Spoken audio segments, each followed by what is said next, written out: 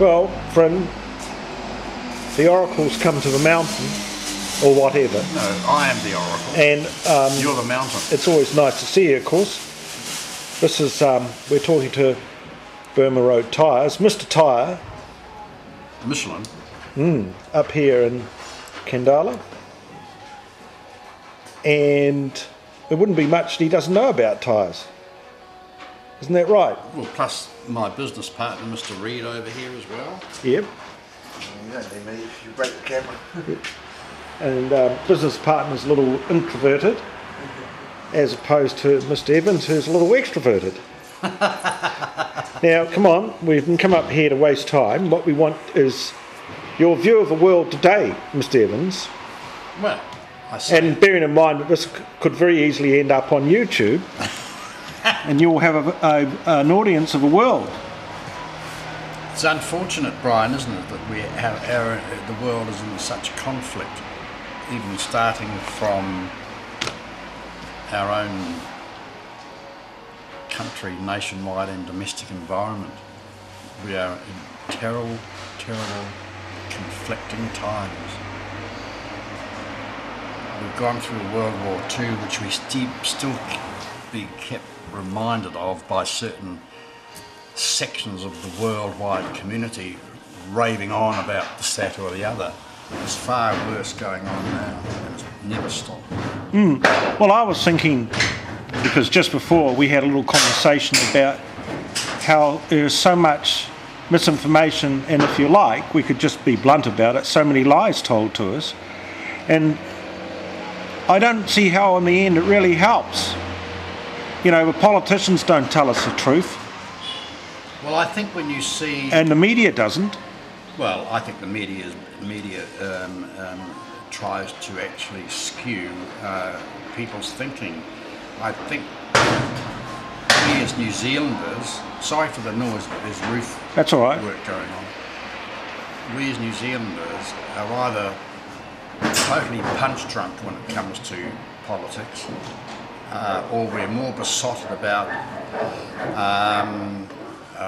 wearing jock straps and chasing a leather ball than we are about our own destiny, and I find that very unfortunate, because politicians per se, whether they're local or central, play the game.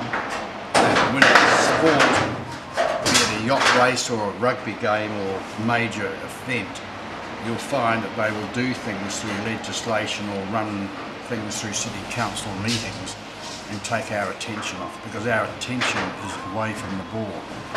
We as New Zealanders have got ourselves to blame. We allow lies to be perpetrated because we don't have any passion toward voting, which is in terms numerically. We've seen this happen in this country. We take local council. You know, you're lucky if you're getting a tad over 40% of the local people voting. That's right. Is that the passion they have for their country? Then they're wondering why we're being taxed like mad things, and yet roads and infrastructural things which should be attended to get put on the back burner, and arguments over community and other things. We have a town clerk, well, they're called chief executives now because it's far more pretentious to be called a chief executive, being paid more than the Prime Minister of the country to run a small city. I find this absolutely bizarre. Nearly $500,000 of taxed ratepayers' money to support a person who's got now something like, I don't know the exact number, but I believe it's something like 1,400 or more bureaucrats in council. I find this bizarre. The thing, Vryn, that actually got me going the most was to discover that the President of the United States didn't earn too much more. I think, in fact, it was slightly less than the Chief Executive of Wellington City Council. I thought that should have been big headlines. Well, not only that, but you can go to Auckland. And the Auckland Regional Council and all these people that have got their nose in the public trough. I think that Mr. Poole, who seems to think that he's absolutely unaccountable to us as ratepayers, I find there's a lot of things going on locally which the younger generation will find out when they get older that things aren't what they appear, and they're going to pay the penalty for having no passion and concern about what goes on in the local and central government politics. Thank you, Vryn. Thank you very much for your time.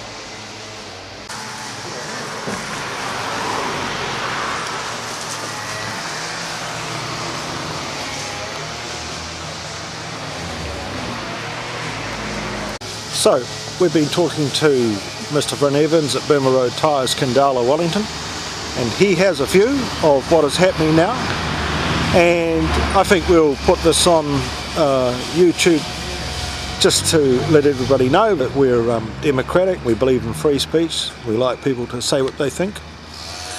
Okay,